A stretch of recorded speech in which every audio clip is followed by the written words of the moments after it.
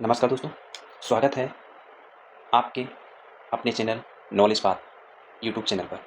इसमें हम क्या-क्या पढ़ने वाले हैं, वो पहले हम समझ लेते हैं क्योंकि आज का जो मेरा टॉपिक है, वो है भारतीय संविधान की मुख्य विशेषताएँ और आपके विदेशी स्रोत के बारे में। जो सभी कॉम्पिटिशन जितने भी आपके वनडे एग्ज़ाम होते हैं, वो सभी एग्ज़ामों में ये टॉपिक आता है। हम इस टॉपिक में पढ़ेंगे क्या? सबसे पहले हमें पता होना चाहिए कि भारत की संविधान की प्रमुख विशेषताएँ क्या हैं और भारतीय संविधान कठोर और लचीला दोनों कैसे है? भारत में संघीय व्यवस्था होते हुए भी केंद्र इतना शक्तिशाली क्यों है? भाई राज्य उतना क्यों शक्तिशाली नहीं है? केंद्र सबसे ज़्यादा क्या है? शक्तिशाली है। और भारत के संविधान में जो भी आर्टिकल हैं, वो कहाँ-कहाँ से लिए गए हैं? मतलब विदेशी स्रोत क्या-क्या हैं? और मैं आप सभी से गुज़ारिश करना चाहूँगा, इस वीडियो को आप अंत तक देखिए। आपको टॉपिक समझ में आएगा। ये अपनी तरफ से किया गया पूरा प्रयास है, तो आप सभी लोग बड़े कायदे से इस टॉपिक को समझेंगे। और हमने वही टॉपिक में रखा है, जो एग्ज़ाम से रिलेटेड है। फालतू की चीज़ें हम आपको नहीं समझाने वाले हैं। तो सबसे पहला है कि सबसे लंबा और लिखित संविधान है हमारे भारतीय संविधान। क्योंकि ये सबसे लंबा इसलिए है, क्योंकि इसमें सबसे ज़्यादा अनुच्छेद कितने हैं? 465 अनुच्छेद, 22 भाग, 12 अनुसूचियाँ। ये हमारे मूल संविधान का नहीं था। यदि आपसे पूछे कि कि बताइए कि हमारे मूल संविधान में कुल कितने अनुच्छेद थे, कितने भाग थे, कितनी अनुसूचियाँ थीं? तो हम एक अगले पेज पर आते हैं और आपको बताते हैं। देखिए, हमारा जो संविधान है वो विशाल संविधान है, मगर जब हमारा जो मूल संविधान था, मूल संविधान में मूल संविधान जो हमारा मूल संविधान थे, उसमें क्या थे? 22 भाग थे, 12 अनुसूचियाँ थीं। क्या थी? अनुसूचियाँ थीं और 395 क्या थे? अनुच्छेद थे। क्या थे हमारे पास? अनुच्छेद थे। तो आपसे सवाल करें कि बताइए मूल संविधान में कितने भाग थे? 22। कहें कितनी अनुसूचियाँ थीं? तो 12 अनुसूचियाँ थीं और कितने अनुच्छेद थे? तो वो आपके थे 395 अनुच्छेद थे। ठीक है? अब आगे क्या है? कहता है कि संविधान जैसे कि मान लो हमारे भारतीय संविधान में कुल मिलाकर कितने अनुच्छेद थे? 395। तो और भी देशों में होंगे जैसे कि यूएसए का जो था संविधान उसमें कुल मिलाकर सिर्फ कितने अनुच्छेद हैं? 7। आर्टिकल कितने हैं उसमें? 7। यदि हम कहें कनाडा का संविधान, तो जो कनाडा का संविधान था इसमें कितने आर्टिकल हैं? 147। आपसे कह के बताइए कि ऑस्ट्रेलिया के संविधान में कुल कितने आर्टिकल थे? 128 आर्टिकल हैं। आपसे कह के बताइए कि साउथ अफ्रीका के यानी कि दक्षिण अफ्रीका के संविधान में कितने अनुच्छेद हैं? 153। बात समझ में आई? आपसे क्या बताइए कि यूएसए का जो संविधान है सिर्फ 7 अनुच्छेद हैं, कनाडा के संविधान में 147 अनुच्छेद हैं, ऑस्ट्रेलिया के संविधान में 128 अनुच्छेद हैं और दक्षिण अफ्रीका के संविधान में कितने हैं? तो अंदाज़ा लगा लीजिए हमारे भारतीय संविधान में कितने अनुच्छेद हैं? 395। ठीक है ना? तो हमारे अब आपसे देखिए मूल संविधान लागू कब हुआ था? तो ये लागू हुआ था 26 नवंबर 1949 को। कब लागू हुआ था? 1949 को लागू हुआ था। हम आपको बता चुके हैं इसमें कितने भाग थे? 22 भाग थे और 395 क्या थी? अनुसूचियाँ थी, अनुच्छेद थे और इसमें 8 क्या थी? अनुसूचियाँ। क्या थी आपकी? अनुसूचियाँ थी। थोड़ा करेक्ट कर लेना, जो हमने शुरुआत में हमने आपको बताया था कि 12 अनुसूचियाँ, तो वो आपका 12 ना होकर कितनी थी यहाँ पे? ये आपकी थी यहाँ पर कितनी? 8 अनुसूचियाँ। कितनी थी? 8 अनुसूचियाँ थी आपकी, ठीक है? कितनी अनुसूचियाँ थी? 8। ठीक है? तो आपसे क्या है कि मूल संविधान कब लागू किया गया था? तो 26 नवंबर 1949 को। कितने भाग थे? 22। कितने अनुच्छेद थे? 395 और कितनी अनुसूचियाँ थी इसमें? तो 8 अनुसूचियाँ थी इसमें, ठीक है? और इसमें से जो भाग 7 था, भाग नंबर 7, इसको 7वें संविधान संशोधन द्वारा क्या कर दिया गया था? हटा दिया गया था। क्या कर दिया गया था? हटा दिया गया था। ठीक ठीक है ना? तो भागों की संख्या कितनी बची? 21। कितनी बची? 21। ठीक है? टोटल कितने थे? 22, जिसमें से 7वां संविधान संशोधन किया गया और इस 7वें संविधान संशोधन के द्वारा हमारा भाग 7 जो था, उसको क्या कर दिया गया? हटा दिया गया था। इस तरह से हमारे संविधान में कितने भाग बचे? 21 भाग बचे थे। कितने भाग बचे थे? 21। और भी जो भाग जोड़े गए थे, जैसे कि भाग 4 का, भाग 14 का, भाग 9 का, भाग 9 का। अब भाग 4 में क्या थे? मौलिक कर्तव्य। क्या थे आपके? मौलिक कर्तव्य, ठीक है? कब जोड़ा गया था ये? 1976 में, ठीक है? भाग 14 का में क्या था? ये था अधिकरण। क्या था? अधिकरण।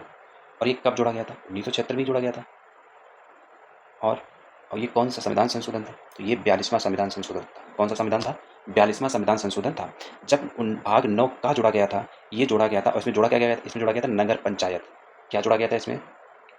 इसमें जोड़ा गया था नगर पंचायत, ठीक है, से संबंधित है ये। और कब जोड़ा गया था ये? 1973 में। और कौन सा संविधान संशोधन था ये? 74वां संविधान संशोधन था। कौन था? 74वां। और भाग जब 9 खा जोड़ा गया था तो इसमें थी सरकारी, क्या थी इसमें? सरकारी सह समितियां, ठीक है, सह समितियां थी इसमें। और कौन सा संविधान संशोधन था? तो था ये 97वें संविधान संशोधन। और कब जोड़ा गया था? 2011 में। कब जोड़ा गया था? 2011 में जोड़ा गया था आपका, ठीक है ना। तो कुल मिलाकर सूची के आधार पर अब भाग कितने हो गए आपके? 25। कितने हो गए थे? 25। देखिए इसमें आपके कितने हो गए? 21 रह गए थे, 22 हो गया, ये हो गया 22, 23, 24 और 25, ठीक है ना। टोटल मिला के कितने भाग हो गए? 25, ठीक है ना। अब मूल संविधान में जो अनुसूचियां थी, अनुसूचियां कितनी थी? 8। हो कितनी गई अब? 12। तो जो 9वीं अनुसूची थी ये कब जोड़ी गई थी और ये किससे संबंधित थी? ये थी भूमि सुधार अधिनियम से। भूमि सुधार अधिनियम से। ये कब जोड़ा गया था? 1951 में। आपसे कहे कौन सा संविधान संशोधन था? ये था फर्स्ट संविधान संशोधन। इसके बाद जोड़ी गई थी 10वीं अनुसूची, जिसमें क्या था? दल बदल कानून, ठीक। और ये कब जोड़ी गई थी? तो ये जोड़ी गई थी 1985 में। कौन सा संविधान संशोधन था? 52वां। आपसे कहे कि 11वीं संविधान अनुसूची जो जोड़ी गई थी वो किससे संबंधित थी? ग्राम पंचायत से संबंधित थी। किससे संबंधित थी? ग्राम पंचायत से। तो ये कब जोड़ी गई थी? 1993 में। 12वीं अनुसूची जोड़ी गई और ये किससे संबंधित थी? नगर पंचायत से। किससे संबंधित थी ये? नगर पंचायत से। और ये कब जोड़ी गई थी? 1993 में। आपसे कह के बताओ कि संविधान संशोधन कौन था? ये था 73वां संविधान संशोधन, ये था आपका 74वां संविधान संशोधन। बात समझ में आ रही है आपको? आपसे कह कि मूल संविधान में अनुसूचियां कितनी थी? 8। वर्तमान में कितनी है? 12। आपसे कही जो 4 अनुसूचियां जोड़ी गई थी कब कब जोड़ी गई? पहला संविधान संशोधन हुआ था 1951 में, वो जोड़ी गई थी 9वीं अनुसूची जो संबंधित थी भूमि सुधार अधिनियम से। 10वीं अनुसूची जोड़ी जाती है 1985 को। संविधान संशोधन कौन सा था आपका? 52वां। आपसे कह के बताइए 11वीं अनुसूची कब जोड़ी गई? 1993 में। किससे संबंधित था? ग्राम पंचायत से संबंधित अनुसूची है। और कौन सा संविधान संशोधन था? 73वां संविधान संशोधन था। आपसे कहे कि 12वीं अनुसूची कब जोड़ी गई? तो 1993 में। और इस 12वीं अनुसूची में कौन सा विषय है? तो वह नगर पंचायत। और ये कब जोड़ा गया था? मतलब ये कौन सा संविधान संशोधन था? 74वां संविधान संशोधन था ये, ठीक है ना। अब हमने पढ़ लिया 22 भाग से 25 भाग हो गए, ध्यान रखा। आपसे कहे कि बताइए कि कौन कौन? 22 जोड़ा गया, 23 जोड़ा गया, 24 जोड़ा गया, 25 जोड़ा गया। कुल मिला के बाद में कितने जोड़े गए भाग? 4। अनुसूचियां भी कितनी जोड़ी गई? 4, ठीक है ना। अब पहले ही क्वेश्चन पे आ जाते हैं। क्या था आपका? आपसे जब कह रहा था कि बताइए कि संविधान में वर्तमान में कितने अनुच्छेद हैं? 465, भाग 25, अनुसूचियां 12। अब यदि भारत का संविधान इतना बड़ा और लंबा था, आखिर इतना लंबा क्यों था और इतना विशाल संविधान क्यों बनाया गया था? तो देखिए पहला कारण था कि भारत की भौगोलिक विशालता, मतलब भौगोलिक स्थिति बहुत बड़ी थी और इसमें विविधता है। विविधता मतलब भारत अलग अलग भाषाएं बोली जाती हैं, अलग अलग संस्कृति है, अलग अलग परंपराएं हैं, अलग अलग सामाजिक परिस्थितियां हैं। पहला कारण ये हो गया। फिर हमसे कहा गया कि 1935 के शासन अधिनियम का प्रभाव सबसे ज़्यादा था। क्यों? वो इसलिए था क्योंकि भारत का संविधान, पूरे संविधान का 2/3 संविधान कहाँ से लिया गया था? 1935 के शासन, भारत शासन अधिनियम से। फिर केंद्र व राज्यों के लिए एकल संविधान था, मतलब कि केंद्र के लिए अलग संविधान हो या राज्य के लिए अलग संविधान हो, ऐसा कुछ भी नहीं था, क्योंकि सबके लिए क्या है? एकल संविधान है। और आप किसे कहें कि चौथा इसमें क्या कारण था? चौथा कारण था कि संविधान सभा में विधि विशेषज्ञों को क्या था? वर्चस्व था। मतलब जो संविधान सभा बनी थी उसमें योग क्या थे? उसमें सदस्य थे, मेंबर थे। सबने अपने अपने ज्ञान का सदुपयोग करके उस संविधान में अपने ज्ञान को पिरोया, जो आज हमारे लिए संविधान बहुत बेहतर बना है, ठीक है ना। तो आपसे कहे कि संविधान विशेष संरचना भारत की विशालता और विविधता और लोकतांत्रिक अवस्था को ध्यान में रखकर बनाई गई थी, है ना, क्योंकि भारत विविधताओं का देश है, बहुत सारी भाषाएं बोली जाती हैं इसलिए, ठीक है ना। अब अगला क्या है? अब हमसे कह रहा है कि बताइए कि भारत में क्या है? भारत का जो संविधान है वो कठोरता है, लचीलापन है, का मिश्रण है। मतलब भारत कठोर भी है लचीलापन भी है। क्यों है इसके बारे में हम जानते हैं। पहली बात तो समझ लीजिए कि भारत कठोर क्यों है और क्या कारण है। तो देखो, संविधान को क्या दिया गया है? सर्वोच्चता। जो संविधान है उसको हमने क्या दिया? सर्वोच्चता दी, मतलब कि उसको उच्च रखा। उच्च का मतलब विशेष दर्जा है संविधान का, ठीक है। अब संविधान क्या है? किसी भी देश का सबसे सर्वोच्च कानून कहाँ से मिलता है? संविधान से। तो आपसे पहला पॉइंट क्या है कि बताइए कि संविधान देश का सर्वोच्च कानून है। सर्वोच्च क्या है? कानून है, ठीक है। और आपसे क्या है कि दूसरा पॉइंट क्या है? आपसे दूसरे पॉइंट में क्या है कि कोई भी कानून या आदेश संविधान के विरोध जारी नहीं किया जा सकता है। कोई भी ऐसा कानून किसके विरोध में नहीं जा सकता है? संविधान के, नहीं जा सकता है। सरकार ने सभी अंग, क्योंकि हमें पता है सरकार में कौन कौन से अंग होते हैं, पहले वो जान लीजिए। क्योंकि सरकार में सभी अंग आते हैं, जैसे विधायिका इसी में भी आती है। विधायिका हो गई, कार्यपालिका हो गई, कार्यपालिका हो गई और न्यायपालिका, ठीक है ना। न्यायपालिका, इन तीनों से मिलकर क्या बनती है? सरकार बनती है, ठीक है ना। और इन सबको क्या है? संविधान का विशिष्ट सीमाओं के भीतर रहकर कार्य करना। हमने कहा कि मान लो ये पूरा भारत है आपका, ये है भारत, ठीक है ना। ये आपका क्या है? भारत है। हमने कहा कि जो संविधान बना तो वो इसी भारत के अंदर ही लागू होगा, कि श्रीलंका में लागू कर दोगे, नहीं करोगे। तो जो भी संविधान है वो देश की सीमाओं के भीतर उसको क्या किया जाता है? लागू किया जाता है, ठीक है।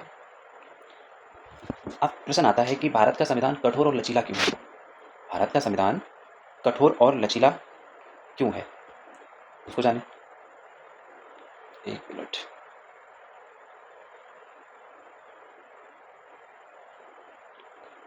कठोर और लचीला क्यों है? तो देखिए, कठोर संविधान क्यों है?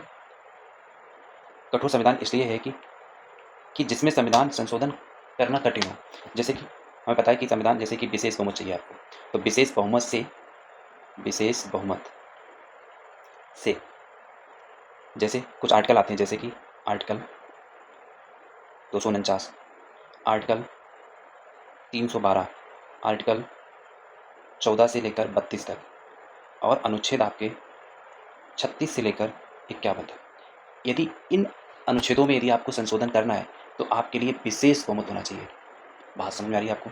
विशेष बहुमत होना चाहिए, मतलब इसको लोकसभा से पास कराओ, इसे राज्यसभा से पास कराओ, तब जाके आप क्या कर सकते हो?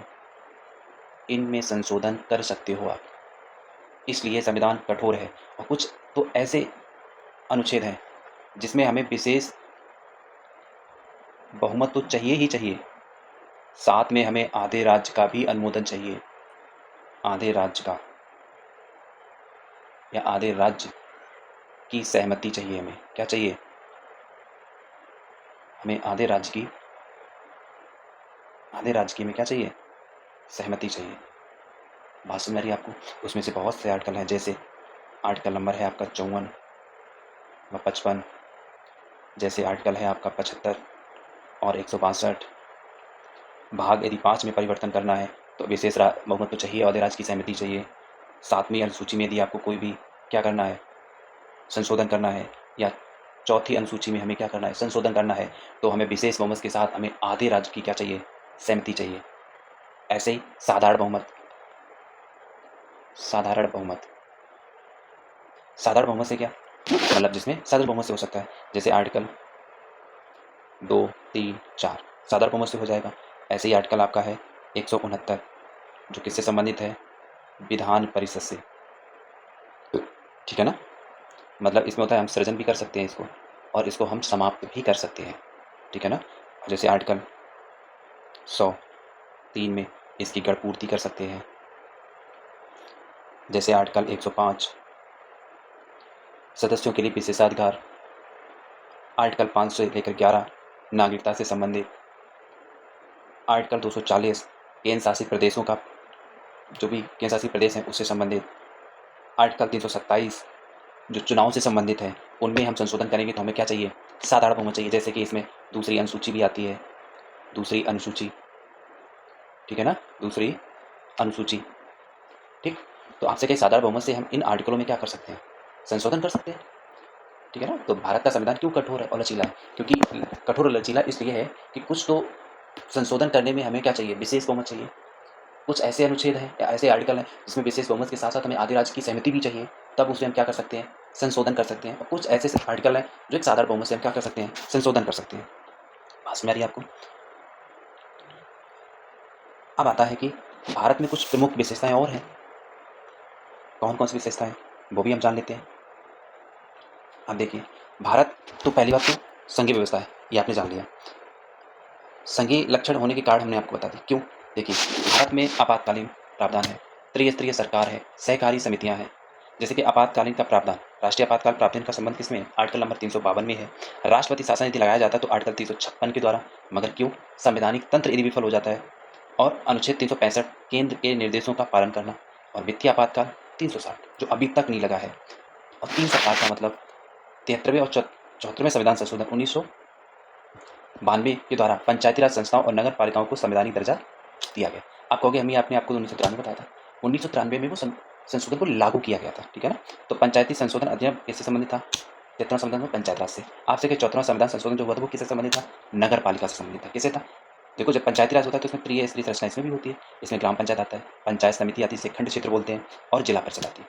और त्रिस्तरीय जब आती है नगर पालिका, जैसे नगर पंचायत, नगर पालिका परिषद और नगर निगम, ठीक है ना। सहकारी समितियां, इनका जो संविधान संशोधन किया गया था वो था 97 संविधान संशोधन 97 अमेंडमेंट एक्ट 2011 में लाया गया था, ठीक है। इसके तहत क्या किया गया था? अनुच्छेद 19(1)(c) के तहत सहकारी समिति बनाने का क्या है? मौलिक अधिकार है। क्या है? मौलिक अधिकार है। और राज्य के नीति सिद्धांतों में क्या जोड़ा गया था? 43B क्या जोड़ा गया? आपसे क्या बताइए कि सहकारी समिति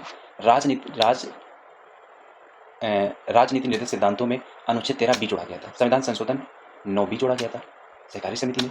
सहकारी समिति की आर्थिक और लोकतांत्रिक की रीढ़ है, सामूहिक समिति को समृद्ध बनाने का आधार है। सहकारी समितियों को क्या है? आधार होता है। अब हम कहें कि आपातकालीन प्रावधान के लिए कौन कौन से अनुच्छेद है, तो आपको याद होना चाहिए 352, 356, 360, 73वें और 74वें संविधान संशोधन कब हुआ था? 1992 में। लागू कब हुआ? 1993 में। सहकारी समिति का जो संशोधन किया गया वो 97वें संविधान संशोधन था। कब किया गया था? 2011 में किया गया था। कब किया गया था? 2011 में किया गया था। इसके बाद आप कह रहा है कि संविधान में एकात्मक की ओर झुकाव संघीय व्यवस्था थी। संघीय व्यवस्था का सीधा सा मतलब है जिसमें दोहरी सरकार हो, शक्तियों का विभाजन हो, लिखित एवं सर्वोच्च संविधान हो, स्वतंत्र न्यायपालिका हो और द्वैसदनात्मक हो। और ये सबरे गुण किसमें है? भारत में। और भारत के संविधान हमसे क्या है कि बताओ, एकात्मक लक्षण जिसमें सशक्त केंद्र सरकार हो, एकल संविधान हो, एकल नागरिकता हो, एकीकृत न्यायपालिका हो, केंद्र द्वारा राज्यपाल की नियुक्ति हो, आपातकालीन का प्रावधान किया गया। ये सब किसमें है? भारत के संविधान में। किसके संविधान में? भारत के संविधान में। अब इसी को लेकर एक टिप्पणी आती है, जिसे सर आइवर जेनिम्स ने कहा था कि केंद्रीकरण की शक्ति केवल प्रवृत्ति वाला संघ है। जिसमें केंद्रीकरण होता है उसी देश को या उसी राष्ट्र को हम क्या कहते हैं? संघ कहते हैं। इसी तरह केसी ने कहा था कि ये अर्धसंघात्मक है। कैसा है ये? अर्धसंघात्मक का मतलब जहाँ पर राज्य और केंद्र दो हों, आधे आधे बटे हों। SR बम्बई जब विवाद होता है, मतलब ये एक SR बम्बई 1994 सर्वोच्च न्यायालय ने कहा था कि परिसंघवाद संविधान का आधारभूत क्या है? ढांचा है। आपसे कि परिसंघवाद संविधान का क्या है? आधारभूत ढांचा है।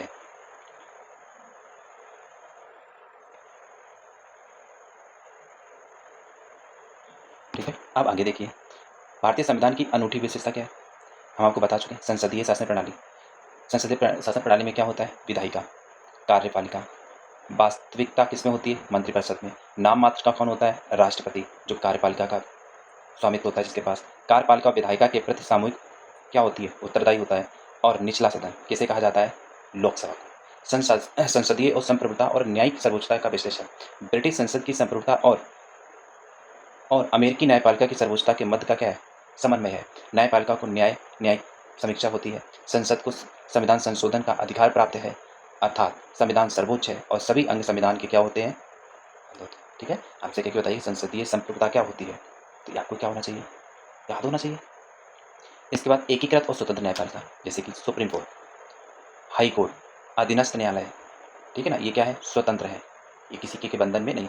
न्यायाधीशों के कार्यकाल की सुरक्षा हटाया जा सकता है केवल संसद के महाभियोग द्वारा। इनके जो भी CAGI बनते हैं उनको हटाने के लिए संसद में एक महाभियोग पारित किया जाता है, जैसे राष्ट्रपति के लिए किया जाता है, ठीक है ना। और इनके सभी वेतन भत्ते कहाँ से दिए जाते हैं? संचित निधि से दिए जाते हैं, ठीक है ना। तो आपसे क्या बताओ कि वयस्क मताधिकार का प्रयोग सभी नागरिकों को प्राप्त है जो 18 साल के हैं, ठीक है ना। और 61वें संविधान संशोधन अधिनियम 1988 के तहत मतदान 21 वर्ष से घटाकर कितना कर दिया गया था? 18। तो आपसे कहे कि 61वां संविधान संशोधन 1988 किससे संबंधित है? तो नागरिकता के जो मतदान करता है उसकी आयु से संबंधित। पहले 21 साल थी, 21 साल से घटाकर कितनी कर दी गई? 18 साल। आपसे कहे कि चुनाव आयोग स्वतंत्र और निष्पक्ष होता है, चुनाव कराता है। यूपीएससी ये केंद्रीय भर्तियों के लिए प्रक्रिया का संचालित करता है। सीएजी जो होता है ये सरकारी आय और व्यय का लेखा जोखा कौन रखता है? तो वो रखता है सीजीआई, वो सीएजी जिसे नियंत्रक एवं महालेखा परीक्षा बोलते हैं। और भी अन्य निकाय हैं, जैसे वित्त आयोग है, नीति आयोग है, ठीक है ना। नीति आयोग को तो योजना आयोग की जगह पर लाया गया। लोक सेवा ये इत्यादि के आपके निकाय हैं। आगे देखिए, ये हम आपको बता चुके हैं ये सब चीज़, ठीक है ना। ये कब जोड़ा गया, क्या है, क्या कैसा है, ये सब आपको बता चुके हैं। अब देखिए संविधान की विधि स्रोत, मतलब जो संविधान कहाँ से क्या लिया गया। आपसे क्या बताइए कि भारत शासन अधिनियम से क्या क्या लिया गया। जैसे संघीय व्यवस्था किसे लिया गया? भारत शासन अधिनियम 1935 से। राज्यपाल का पद इसी से लिया गया। न्यायपालिका की ढांचा 1935 से। लोकसभा आयोग है, आपातकालीन प्रावधान है, प्रशासनिक विवरण है, ये सब किससे लिए गए? भारत शासन अधिनियम 1935 से। आपसे बताइए ब्रिटिश संविधान से क्या क्या लिया गया? तो देखो संसदीय सरकार, विधि का शासन, विधायी प्रक्रिया, एकल नागरिकता, मंत्रिमंडल, परमादेश, संसदीय विशेषाधिकार, द्वैसदनात्मक, राष्ट्रपति की औपचारिक स्थिति, एकल न्यायिक प्रणाली। एक बार और, संसदीय सरकार, विधि का शासन, विधायी प्रक्रिया, एकल नागरिकता, मंत्रिमंडल, परमाणु अधिकार रिट, संसदीय विशेषाधिकार, द्वैसदनात्मक और राष्ट्रपति की औपचारिक स्थिति और एकल न्यायिक प्रणाली। ये सब कहाँ किससे लिया गया? ब्रिटिश संविधान से। अमेरिका के संविधान से क्या क्या लिया हमने?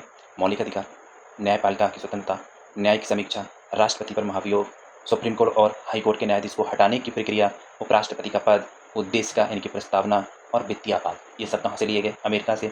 आयरलैंड के संविधान से क्या लिया गया? राज्य के नीति निर्देशक तत्व, टीपीएसपी। राज्यसभा के सदस्यों का नामांकन कहाँ से लिया गया?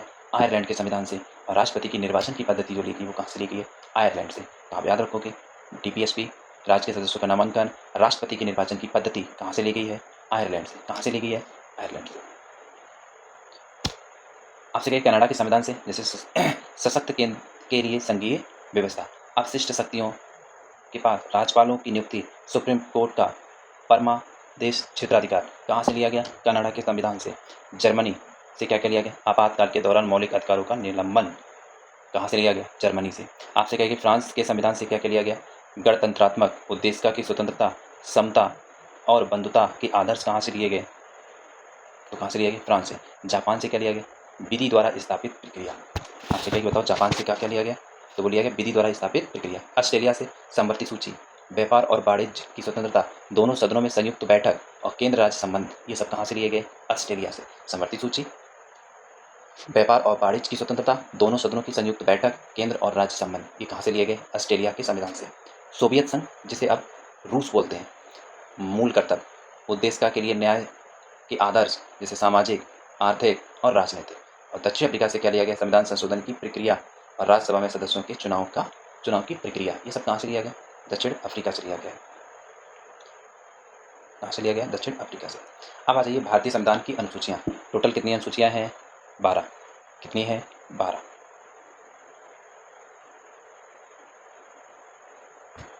कितनी अनुसूचियाँ हैं? टोटल 12। आपसे क्या बताइए कि प्रथम अनुसूची में क्या दिया गया? प्रथम सूची में राज्यों और संघ शासित केंद्रों के नामों का क्या किया गया है? उल्लेख, जिसमें भारत के राज्य और यूटी दोनों आते हैं। ठीक है, हम कहें कि दूसरी अनुसूची में क्या क्या है? तो उसमें वेतन और भत्ते और पेंशन का उल्लेख किया गया। कौन सी अनुसूची में? दूसरी अनुसूची में। और बस आपको क्या याद करना है इसमें? ये याद करना है कि सांसदों, विधायकों, केंद्रीय राज्य मंत्री, चुनाव आयोग, यूपीएससी के सदस्यों इसमें शामिल नहीं है। बाद में जितने भी हैं, जैसे राष्ट्रपति, राज्यपाल, लोकसभा, राज्यसभा, विधानसभा, इनके अध्यक्ष और उपाध्यक्ष, विधान परिषद, supreme court, high court, CAG, इन सभी के जो वेतन, भत्ते और पेंशन है वो कौन सी अनुसूची में उल्लेख किया गया? दूसरी अनुसूची में। हमें पूरा याद ही नहीं करना है, बस हमें ये याद करना है कि किन किन को नहीं मिलता है। तो सांसद हो गए, विधायक हो गए, केंद्र और राज्य मंत्री हो गए, चुनाव आयोग हो गए, यूपीएससी के जितने भी मेंबर हैं उनका इसमें उल्लेख नहीं है। बाद बाकी जो भी आ जाए ऑप्शन में वो आपका क्या हो जाएगा? सही हो जाएगा। अगले क्वेश्चन पे चलते हैं। अगला क्या है आपके पास? अब आता है आपका तीसरी अनुसूची में। तीसरी अनुसूची में शपथ और प्रतिज्ञान है, यानी कि शपथ ग्रहण के बारे में किसमें है? तो वो है अनुसूची 3 में। ठीक है ना। और जिसमें कौन शामिल नहीं है? राष्ट्रपति है, उपराष्ट्रपति है, लोकसभा के अध्यक्ष उपाध्यक्ष हैं, विधानसभा, राज्यसभा, विधान परिषद, इनके अध्यक्ष उपाध्यक्ष, सभापति, चुनाव आयोग, संघ लोकसभा, इनको याद कर लो, बाद बाकी जो भी आता है वो इसके अंतर्गत आते हैं। इसके बाद चौथी अनुसूची में क्या है? राज्यसभाओं की सीटों का आवंटन है। क्या है? राज्यसभाओं की सीटों का आवंटन। तो राज्यसभा की कुल सीटें कितनी है? 250, जिसमें राज्यों से निर्वाचित सदस्य कितने हैं? 238 क्या है निर्वाचित होते हैं, और 12 कहाँ से होते हैं? यूटी से होते हैं। पाँचवीं अनुसूची में एससी और एसटी के बारे में है। किसके बारे में है? चौथी में क्या है? राज्यसभा की सीटों का आवंटन। पाँचवीं में क्या है? एसटी से संबंधित है। किससे संबंधित है? एसटी से। छठी अनुसूची में क्या है? छठी अनुसूची में 4 राज्यों का उल्लेख किया गया है, और चारों राज्य कैसे हैं? जनजातीय क्षेत्र, जैसे कि असम, मेघालय, त्रिपुरा और मिजोरम। ठीक है ना? त्रिपुरा और मिजोरम। 7वीं अनुसूची में क्या है? शक्तियों का विभाजन, केंद्र और राज्यों के बीच का। केंद्र और राज्यों के, हम क्या संघ सूची में कितने विषय हैं? 100, राज्य सूची में कितने हैं? 61, और समवर्ती सूची में कितने हैं? 52। ठीक है ना? तो आपसे कहे कि बताओ संघ सूची में कितने हैं? तो 100, राज्य सूची में कितने हैं? 61, समवर्ती सूची में कितने हैं? तो 52। 8वीं सूची में पता है आपको 22 भाषाओं का क्या किया गया है? उल्लेख किया गया है। 22 भाषाओं का क्या किया गया? इसमें उल्लेख किया गया। अब जब शुरुआत में मूल संविधान में कितनी भाषाएं थी? 12 भाषाएं थी। वर्तमान में कितनी है? तो 22 भाषाएं हैं। 21वें संविधान संशोधन से एक भाषा जोड़ी गई, वो कौन सी भाषा थी? सिंधी। कौन सी थी? सिंधी। और कौन से साल जोड़ी गई थी? 1967 में इसको जोड़ा गया था। 71वां संविधान संशोधन कब हुआ? तो वो हुआ 1992 में। और कितनी भाषा जोड़ी गई? 3। कौन कौन सी? नेपाली और मणिपुरी, और तीसरी थी आपकी कोंकणी। ठीक है, ये कब जोड़ी गई थी? 1992 में। कौन सा संविधान संशोधन था? 71वां संविधान संशोधन था। आपसे कहीं बताओ 92वां संविधान संशोधन 2000 कब हुआ था? 2002 में हुआ था। कब हुआ था? 2002 में। कब हुआ था? 2002। और कितनी भाषाएं जोड़ी गई थी? 4। कितनी भाषा जोड़ी गई थी? 4। कौन कौन सी? मैथिली, और आपकी जोड़ी गई थी संताली, डोंगरी, और आपकी जोड़ी गई थी बोडो। कौन सी जोड़ी गई थी? बोडो। 96वां संविधान संशोधन कब हुआ? 2010 में। कौन सी जोड़ी गई?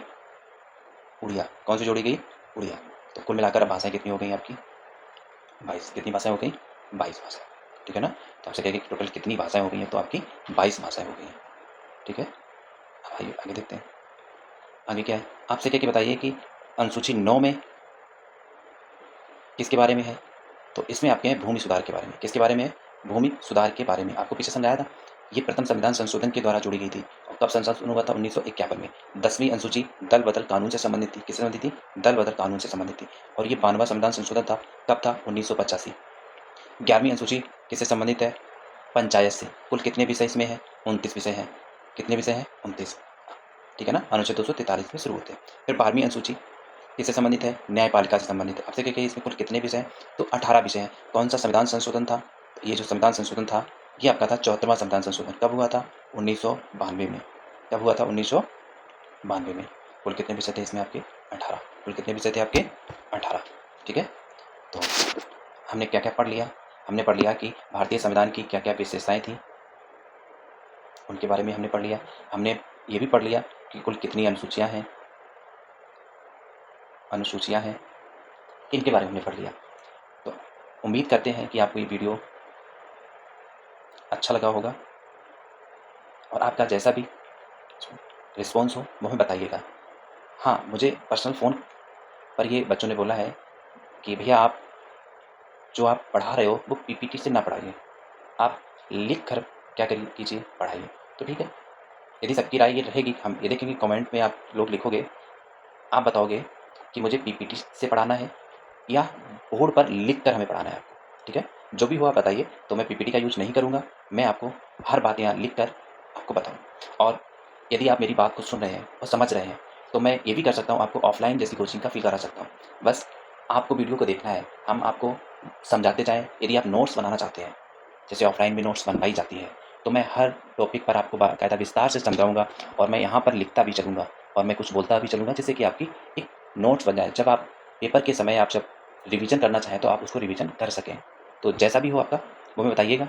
तो आज के लिए इतना ही। तो इसके लिए हम आपको थैंक्स बोलते हैं, यदि आपने इस वीडियो को पूरा देखा है। ठीक है, और इसके हम जितने भी अभी तक क्वेश्चन आए हुए हैं, चाहे वो एसएससी में हो, चाहे वो रेलवे के क्वेश्चन हो, ठीक है, और चाहे वो यूपीएससी के क्वेश्चन हो, तो वो हम कल आपको ये सारे क्वेश्चन हम सॉल्व करके आपको दिखाएँगे, जो भी हमने आपको पढ़ाया है। और एक बात और, जो भी हम क्वेश्चन कराएँगे, उसमें 4 ऑप्शन होंगे और 4 ऑप्शन में हम आपको चारों ऑप्शन को बड़े डिटेल से समझाएँगे आपको, ठीक है? ये नहीं होगा कि हम क्वेश्चन पढ़ेंगे और टिक लगवा देंगे, ऐसा नहीं होगा। मैं ये भी बताऊँगा कि यदि 4 ऑप्शन हैं, उनको एलिमिनेट कैसे करोगे? एलिमिनेट तो तब कर पाओगे जब आपको इन चारों ऑप्शन के बारे में आपको पता होगा, ठीक है? तो बस जो कुछ भी है वो आपके ऊपर है। आप जैसा रिस्पॉन्स दोगे, मैं वैसा ही आपको डेली। कुछ बच्चों ने ये भी कहा कि सर आप